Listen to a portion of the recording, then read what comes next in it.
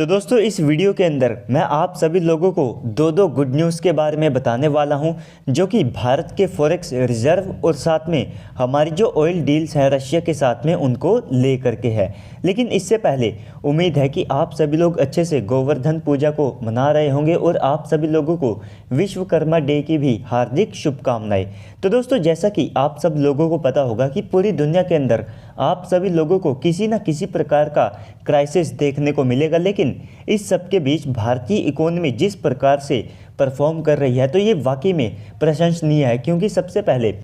पूरी दुनिया के अंदर अलग अलग कंट्रीज़ को देखेंगे तो हर कंट्रीज़ को आज के समय में किसी न किसी बड़ी मुसीबत का सामना करना पड़ रहा है, चाहे वो इजराइल और हमास की वॉर के कारण हो, चाहे यूक्रेन रशिया वॉर के कारण हो, लगातार बढ़ते हुए ऑयल प्राइसेस हो या फिर डिजास्टर हो। और इसके बाद आप काफ़ी सारी और समस्याओं का यहाँ पर अंदाज़ा लगा सकते हैं कि जो आर्मेनिया और ताइवान जैसे जो कंट्रीज़ है तो इनको कहीं ना कहीं वॉर का भी काफ़ी ज़्यादा डर है। लेकिन इस सब के बीच में भारत जिस तरह से परफॉर्म कर रहा है तो इससे हमारी जो इकोनॉमी है वो काफ़ी ज़्यादा तेज़ी से आगे बढ़ रही है, जिसमें सबसे पहले आप सभी लोग अपनी स्क्रीन के ऊपर एक आर्टिकल देख सकते हैं जहां पर यह बताया गया है कि हम रशिया से जो डिस्काउंटेड क्रूड ऑयल को खरीद रहे हैं तो इसके चलते भारत की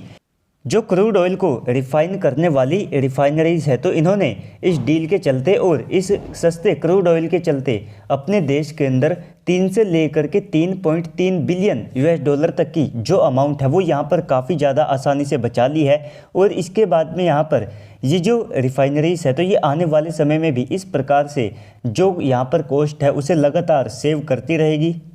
बाकी इसके बाद भारत काफ़ी ज़्यादा बड़े स्केल के ऊपर अब रशिया से जो क्रूड ऑयल है इसको खरीदने लगा है। और अब ये देखने वाली बात होगी कि भविष्य में भी भारत ऐसे ही लगातार रशिया से क्रूड ऑयल को परचेज़ करता रहता है या फिर नहीं, या फिर आने वाले समय में जैसे ही सिचुएशंस नॉर्मल होगी तो इसके बाद क्या भारत का क्रूड ऑयल इंपोर्ट रशिया से कम होगा या फिर नहीं, तो ये आने वाला समय बताएगा। लेकिन इसके बाद में एक और बड़ी न्यूज़ है। जी हाँ दोस्तों, भारत का जो फॉरेक्स रिजर्व है तो इसमें रिकॉर्ड तोड़ 4.67 बिलियन यूएस डॉलर तक की जो बढ़ोतरी है वो भारत को देखने को मिली है, जो कि पिछले कुछ हफ्तों में यहाँ पर काफ़ी ज़्यादा है। इसके अलावा जो पिछला वीक था तो उसमें भारत के जो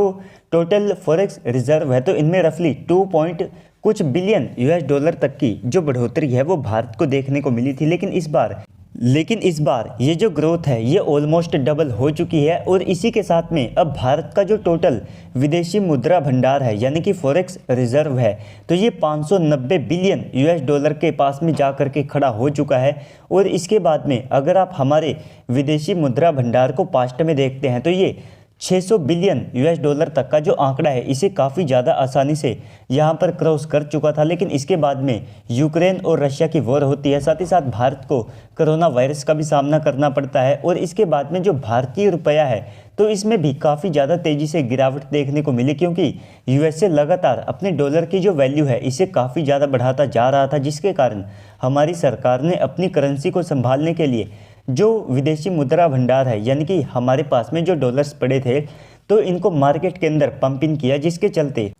हमारे फॉरेक्स रिजर्व ने भी हमारे रुपये की जो वैल्यू है इसको संभालने में भारत की अच्छी खासी मदद की। तो इसीलिए ये जो विदेशी मुद्रा भंडार है ये हर कंट्रीज़ के लिए काफ़ी ज़्यादा इम्पोर्टेंट माने जाते हैं। और इसके बाद में जो भारत के पास में गोल्ड रिजर्व है तो उसकी भी जो वैल्यू है उसमें अच्छी खासी बढ़ोतरी देखने को मिली है। कुल मिलाकर के आप सभी लोग कह सकते हैं कि कहीं ना कहीं भारत को जो दिवाली का एक छोटा सा गिफ्ट है वो यहाँ से मिल चुका है। तो दोस्तों ओवरऑल इन सारी पॉजिटिव डेवलपमेंट के बाद अब आप सबको क्या लगता है कमेंट सेक्शन में बताइएगा। साथ ही साथ अगर आपको वीडियो अच्छी लगी है तो वीडियो को लाइक करके चैनल को भी सब्सक्राइब कर दीजिएगा। तो तब तक के लिए गुड बाय।